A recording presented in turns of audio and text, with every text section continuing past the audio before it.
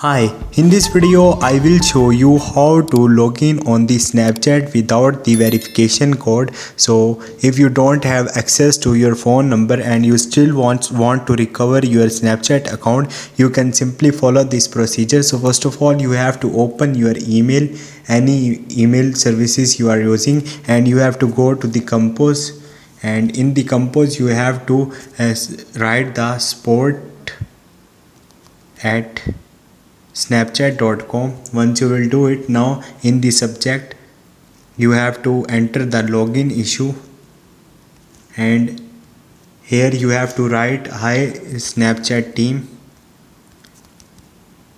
I don't have access to my phone or email.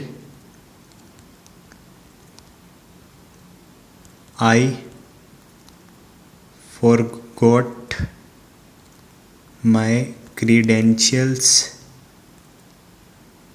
of Snapchat.